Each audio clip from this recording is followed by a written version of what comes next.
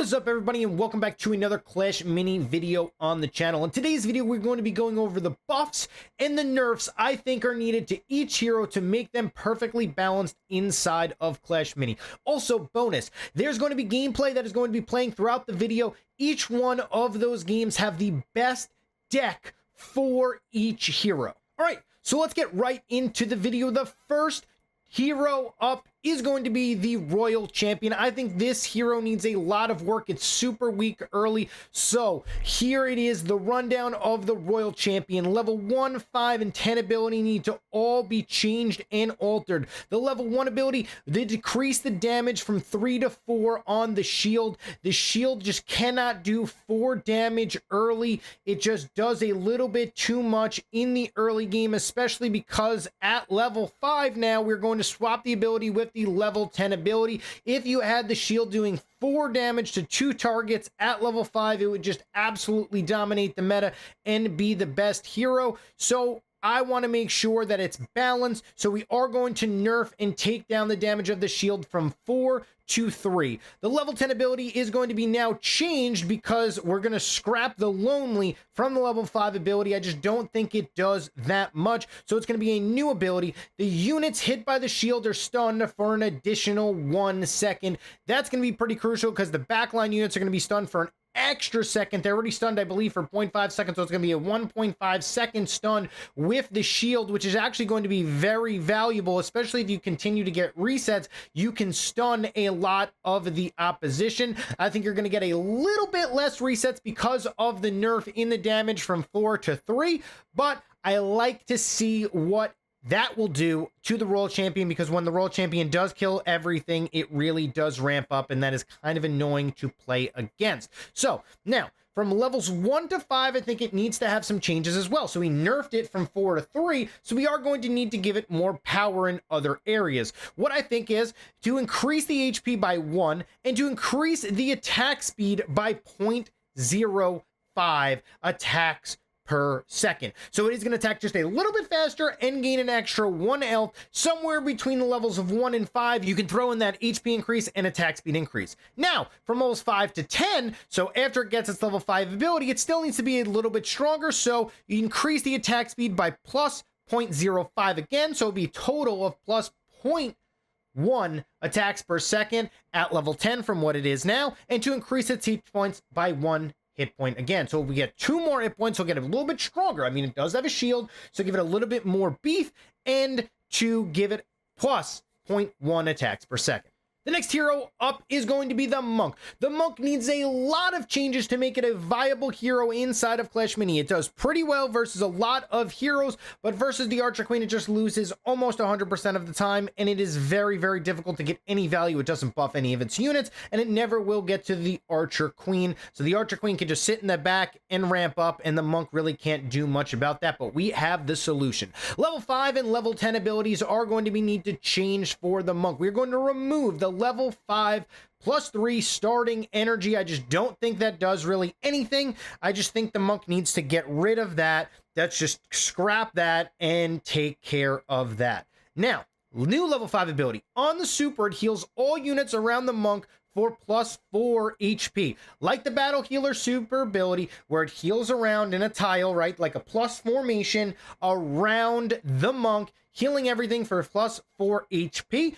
Let's not heal the Monk to start, and let's heal the Monk after we think that this might be too weak or too powerful. We can adjust, but do not heal the Monk 4 HP, just heal units around the Monk for 4 HP. That way you can put a couple of beefy boys with the Monk and maybe make it like a pretty hefty deck where you have like a P.E.K.K.A, you have like a Guard or a Barbarian, and you're able to heal them up. New level 10 ability. Super ability knocks back units in a straight line to the edge of the board. Think of it like a magic archer. So think of when you palm strike the unit, it could go this way, that way, straight. It just goes directly in a straight line like the magic archer's arrow, in essence, all the way and it hits the side of the board, whether that be the back, whether that be the side, whether that be the left, wherever the monk is facing, it's going to smack it directly back, and any unit that it passes through takes 2 damage and gets stunned for 1 second. This at least gives the monk an ability to beat Archer Queen. If you place your monk correctly,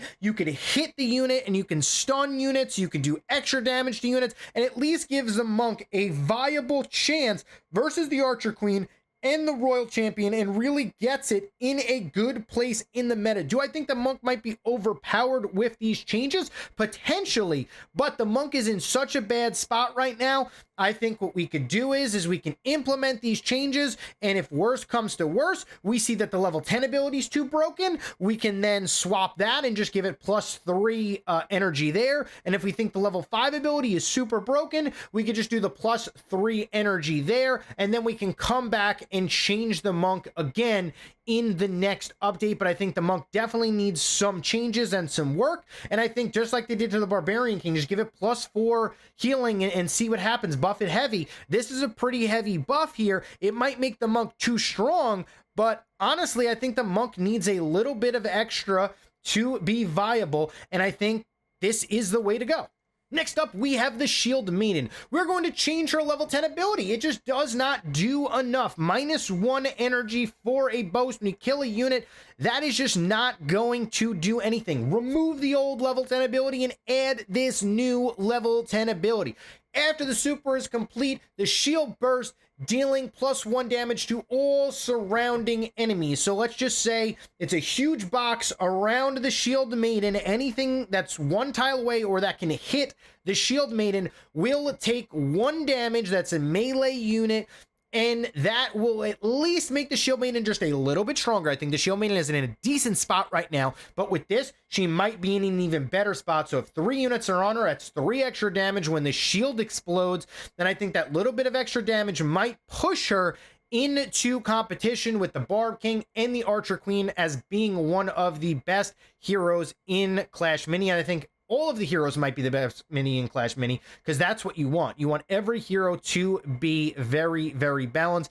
I think with this change to the Shield Maiden, it will at least give her the ability to shut down Barbarian Kings and potentially shut down other heroes as well.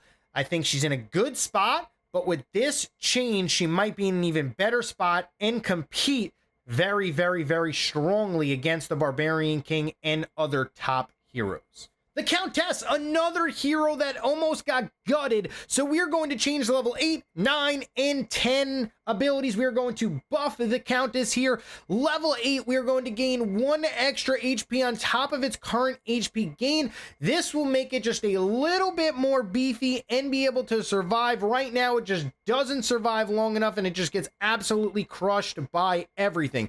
The level 9 ability, we're going to give it back its plus 0.15 hits per second. It lost this in the last nerf. We're going to give it back. We're going to give back its health. We're going to give it back its attacks per second that it got taken away. But in the later stages on level 8 and level 9, and then the level 10 buff needs to happen as well.